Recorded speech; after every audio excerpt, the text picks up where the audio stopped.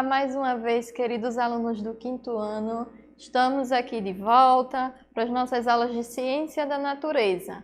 Separa o material, lápis, caneta para fazer anotações das partes mais importantes da nossa aula. Na aula de hoje, a gente tem por unidade temática o universo e nosso objeto de conhecimento é o uso das tecnologias e o meio ambiente. O uso das tecnologias no auxílio e manutenção das bacias hidrográficas. Nós vamos trabalhar a habilidade 04B do nosso currículo, certo?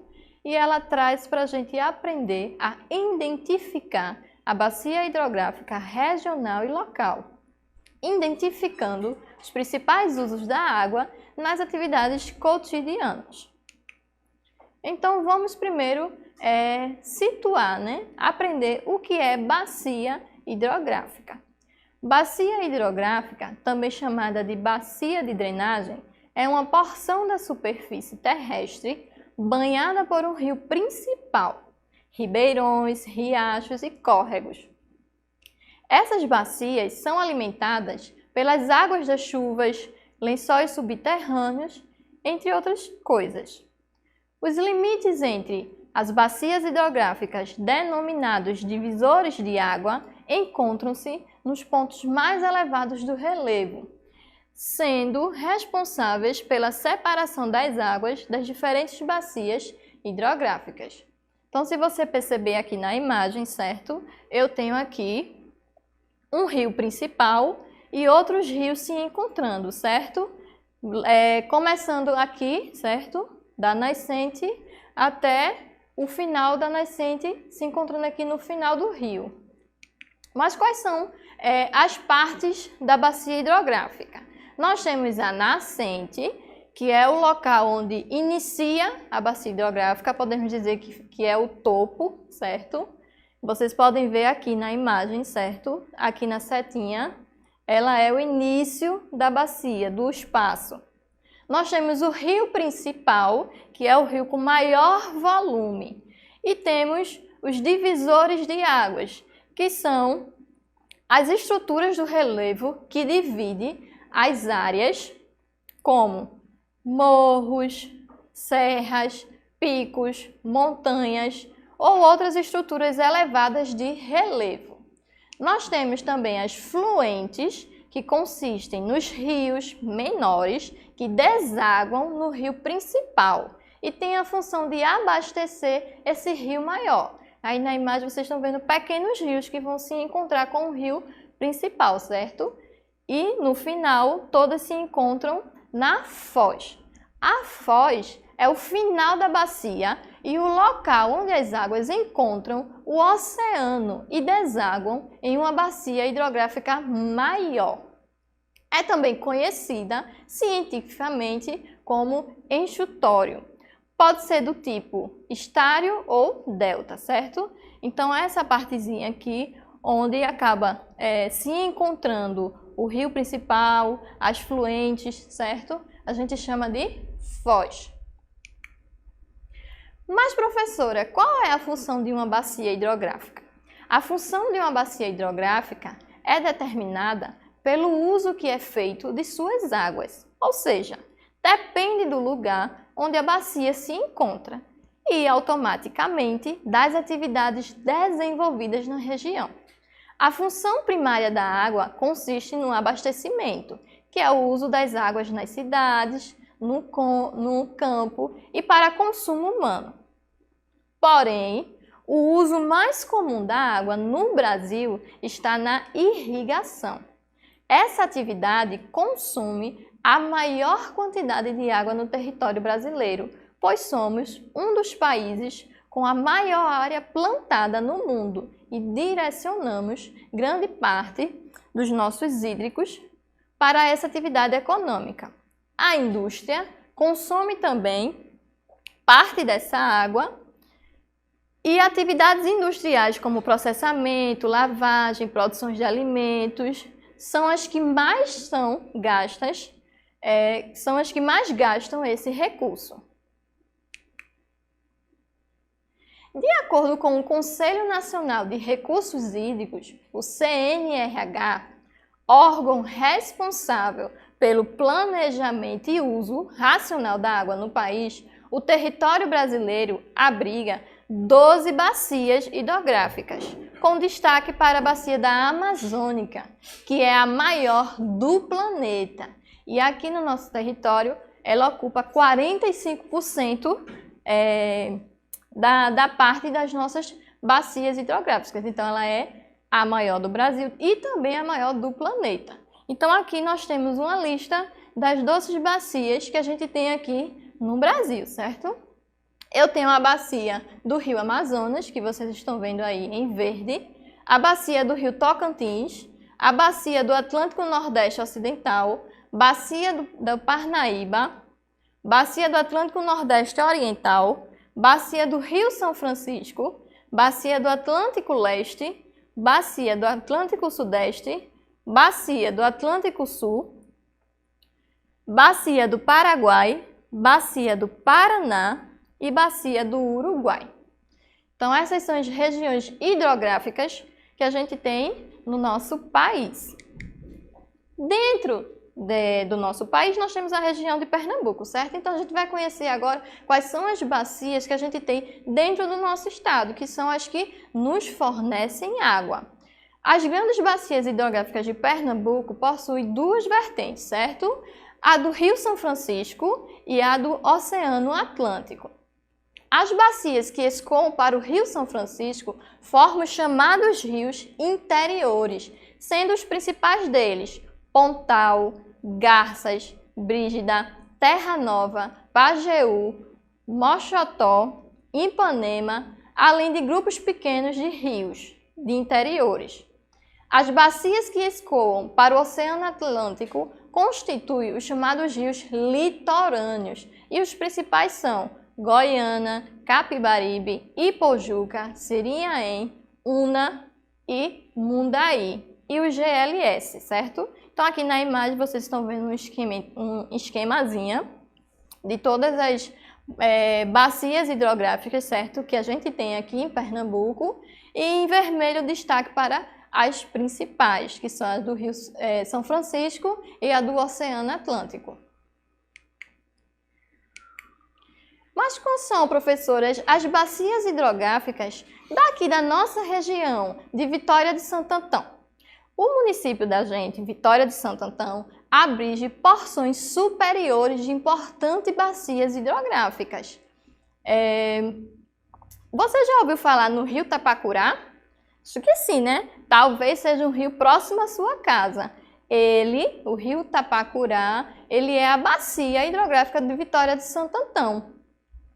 E ele é um dos mais importantes afluentes do Capibaribe. Também existem outros afluentes derivados dele, que é o Rio Natuba, o Riacho Ronda, Pacas e Mocotó. Além do Rio Tapacurá, abrange também a bacia do Rio Jaboatão, que abastece a cidade de Moreno, Pirapama, que nasce no município, e pequena parte da bacia do Rio Ipojuca, servindo de limite com o município de Primavera. Então aqui na imagem a gente tem, certo, um pedacinho do Rio Capibaribe, mas essa foto aqui não é de Vitória, certo? Aqui é a parte de Recife. Mas ele também, alguma frente dele também corta, que é o Rio Tapacurá, aqui em Vitória. E aqui embaixo tem um pedacinho do Rio Tapacurá. Agora que a gente já conheceu o que é uma bacia hidrográfica, certo? Quais são as bacias que a gente tem no nosso país, na nossa região, no nosso estado e no nosso local, que é Vitória de Santo Antão, a gente agora vai entender um pouquinho por que a bacia hidrográfica ela é tão importante. A gente usa a bacia hidrográfica para várias coisas do nosso cotidiano, certo? A gente usa em 3 setores. A gente usa no setor público, nas indústrias e também no uso doméstico. Vamos conhecer um pouquinho como é essa utilização, certo? Uso público. Por uso público, entende-se a água utilizada para a limpeza de logradouros públicos, avenidas, ruas, museus e demais prédios públicos, irrigação de parques e jardins, preservações de incêndios, recreação, entre outros. O uso público da água é subdividido em abastecimento público e geração de eletricidade. No abastecimento público, a água é retirada dos rios ou do subsolo e que, depois de tratada, abastece as residências, hospitais, escolas, indústrias e comércio em geral. Vocês estão vendo aí a imagem, certo? De um reservatório de água, que é justamente utilizado para guardar, vamos dizer assim, por isso que chama de reservatório, a água para uso público.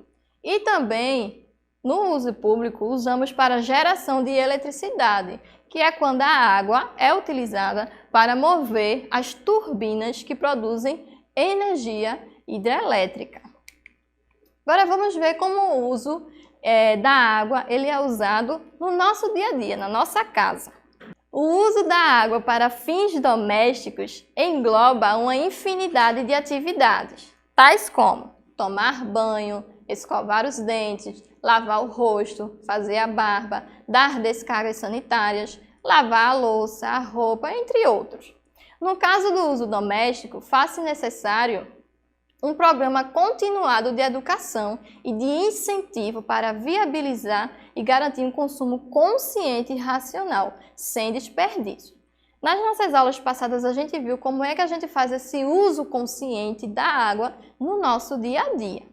Então, vejamos aqui algumas porcentagens de como essa água é utilizada.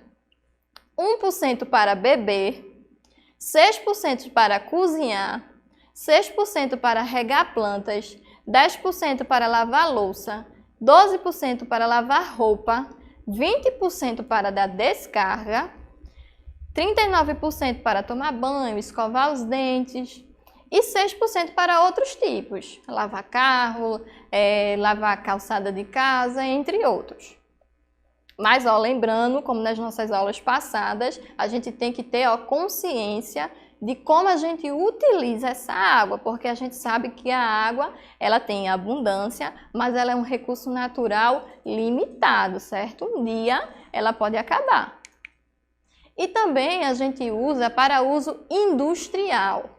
A água considerada de uso industrial é a utilizada para gerar energia, mover máquinas, resfriar peças, fabricar bebidas, alimentos, roupas, entre outros. E também usamos para uso rural. Quando a gente fala em uso rural, é quando a gente utiliza a água para irrigação de plantas e também para criações de animais. No Brasil, eu acho que vocês já devem ter ouvido alguns desastres ligados a bacias hidrográficas, como, por exemplo, o desastre que teve em Mariana. Os desastres naturais ligados à variabilidade do clima e eventos hidrológicos extremos trazem todos os anos grandes danos ambientais, sociais e econômicos. Entre esses desastres, o de maior impacto e abrangência são os que envolvem alterações no volume de chuva e na vazão de bacias hidrográficas, nas inundações, deslizamentos e estiagens. Então, infelizmente, né, a gente tem muitas notícias de inundações, de deslizamentos, de barragem e também de estiagem, o que pode causar muitas perdas e danos financeiras, humanas também, porque muitas pessoas podem chegar a morrer nesses acontecimentos. Mas, a gente pode usar a tecnologia a nosso favor. Vamos ver um pouquinho como é que a gente pode usar a tecnologia para ajudar no auxílio das bacias hidrográficas. A gente pode usar da seguinte forma: para monitorar e prevenir desastres, como falado anteriormente, como inundações, queda de barragens. Como é que a gente pode fazer isso? Monitorar o nível e a vazão dos rios, considerando as previsões de chuva para uma região. É a única forma de antecipar uma crise hídrica e alertar a população a tempo de serem tomadas medidas de redução de danos. Então, a tecnologia ela pode servir para alertar a população de possíveis inundações, quedas de barreira. Outra tecnologia que a gente pode usar a nosso favor é a simulação hidrológica na prevenção de desastres. Para simular diferentes cenários de crise, os sistemas de monitoramento e prevenção constroem um modelo hidrológico baseado em uma série de informações como armazenamento da água no solo, capacidade de infiltração, tempo de resposta de escoamento, entre outros parâmetros físicos.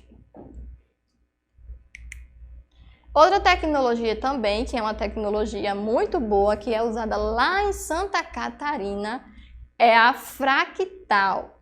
Ela desenvolveu um sistema que hoje é utilizado pela Defesa Civil de Santa Catarina. E ela hoje monitora 35 municípios e também 3 barragens operadas pelo órgão. Esse sistema, certo? Ele tem uma previsão de eventos hidrológicos e a empresa funciona com um sistema de gestão integrado, de monitoramento e alerta ao estado de Santa Catarina, possíveis inundações, tem também possíveis chuvas em excessos. Então, ele fica monitorando a situação hidrográfica de lá. Então, ele antecipa cuidados e formas para se combater a deslizamento de barreiras, vazamentos das hidroelétricas, entre outros também. Agora é sua vez. Vamos testar nosso conhecimento desta aula? Sobre o conceito de bacia hidrográfica, podemos dizer que este corresponde a: letra A, a área drenada por um rio principal e seus afluentes. B, o conjunto de rios navegáveis em um país. C, o conjunto de rios utilizados para o abastecimento de água em um país. Ou letra D, conjunto formado por um rio principal e seus afluentes. Qual é que você responderia aí? Letra A, letra B, letra C ou letra D? Só pode ser a letra A, pois quando a gente viu, bacia hidrográfica é a área drenada por um rio principal e seus afluentes. Qual é a maior bacia hidrográfica em extensão no Brasil?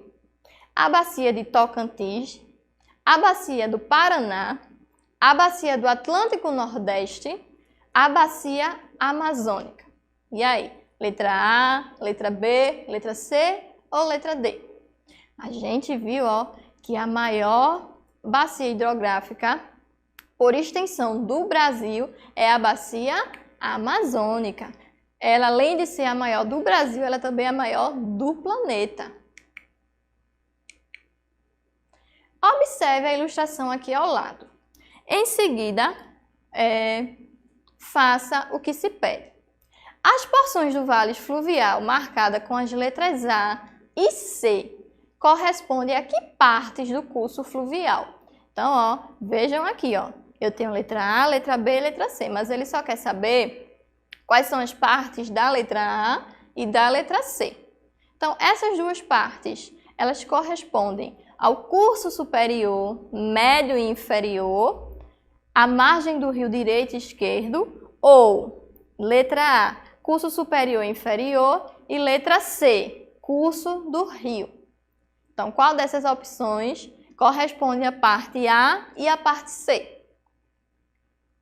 Pensa direitinho aí. As partes do curso fluvial A e C é o curso superior e inferior, que é a parte A, e o curso do rio, que é a parte C. A humanidade sempre dependeu dos recursos hídricos para a realização de todas as suas atividades. Foi justamente as margens de rios e lagos que as primeiras culturas e civilizações se estabeleceram. A fartura de água favoreceu o desenvolvimento da agricultura, a criação de animais, tanto os terrestres, como os rebanhos, como também os aquáticos, peixes, entre outros. Além de servir para o deslocamento das pessoas quando eram utilizados como canais de navegação. Hoje em dia isso não é diferente. A gente viu que a gente utiliza a água em várias coisas, em várias atividades do nosso dia a dia. No uso doméstico, no meio rural, as indústrias. Então, a gente deve preservar a água e a vida que existe dentro dessa água. Também, preservar as nossas bacias hidrográficas, que é justamente os nossos rios e seus afluentes. Essas são as nossas referências. Até a próxima aula. Acesse a nossa plataforma do YouTube, Vitória Ensina em Casa, dá pausa, revisa, assiste quantas vezes forem necessárias. Se tiver dúvida sobre essa e outras aulas, pergunta à sua professora. Até a próxima aula!